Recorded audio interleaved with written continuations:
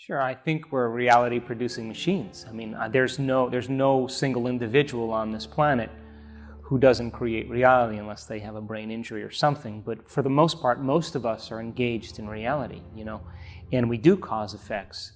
I think we reach a certain point in our life where we stop learning and we start feeling. And when we use feelings as a barometer for the unknown, it's contraindicated, because feelings are usually a record of a past experience. So we try to predict how that future event is going to be based on a feeling, and we always return back to the old self again. So I love the idea of how we can actually produce effects. I love the idea that every human being either lives in one of two states of mind. We either live in creation, which is growth and expansion, and it's health and homeostasis, the emotions of love and joy and trust make us feel connected to something bigger than us. Or we live in a state of survival, and a state of survival is living in stress, and living in stress is when your body's knocked out of balance, and the redundancy of that cycle over time, that imbalance that keeps happening, begins to break the body down. And I think the biggest problem for us, because of the size of our brains, is we can turn on the stress response just by thought alone, and we do it all day long. And that continuous, redundant being out of balance over time, that imbalance becomes the new balance. And now we're headed for contraction and disease and feeling separate from the field and being selfish instead of selfless. We begin to live in a state of breakdown, in a state of disease and a lack of health. And so then those emotions then of those survival chemicals endorse the ego. And then we become more self-indulgent and more self-important and more self-serving, because that's what those chemicals do. So we live in one of those two states of mind. Now, those chemicals tend to be highly addictive. So this is really good dinner conversation. We can talk about it, right? But actually breaking through, that's, I think, when you free yourself from the chains of those emotions that we memorize, when we actually break through, when we remove that mind out of the body, when we break the emotion that's trapped in physical flesh and the body's liberated, that's true self-love. That's true joy. It's the liberation of energy. So the anger that once was in there, the hatred that was once in there, the prejudice that was once in there, is transformed, it's transmuted into joy. And it's the same energy, but it just has a different spin. And so no one can do that for you.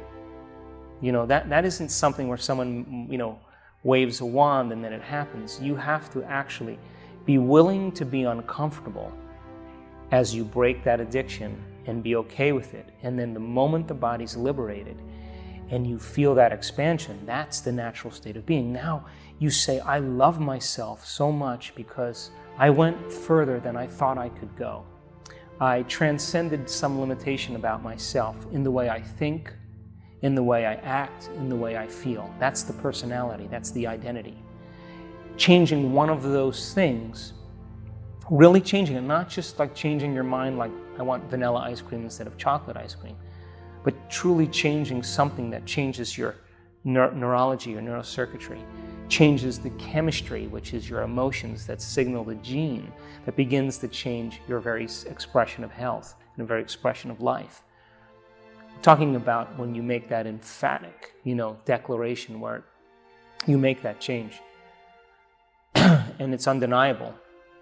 There's a biological, neurological, and quantum effect as a result of it.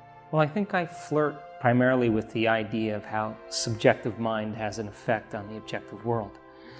Newtonian physics is about cause and effect. It's about something outside of you fundamentally changing something inside of you. We are an expression or a reflection of the environment. So as long as the environment is influencing how we're thinking and feeling, we can only be as great as the environment. And if we're thinking and feeling equal to the environment, we could only create more of the same environment.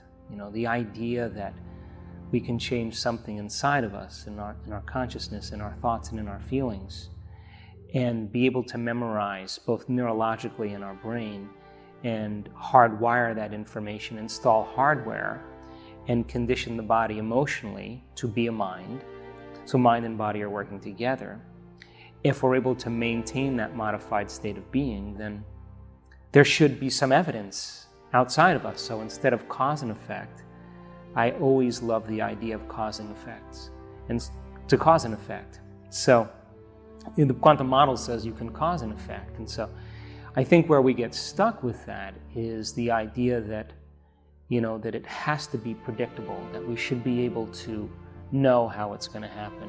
And that is, I think, our biggest error, because we can never control the outcome of the unpredictable. That's the quantum model. It has to be uncertain. It has to come in a way that we least expect, that surprises us, that leaves no doubt that what we did inside of us produced some effect outside of us. And when you begin to have those small synchronicities at first, and then they turn into larger and larger events, and you experience that awe and that wonder, or that joy and appreciation for being alive, I think that's the natural state of being. I think that's having that kind of sensibility coming from within us instead of needing something outside of us to change our state. I think that's true empowerment.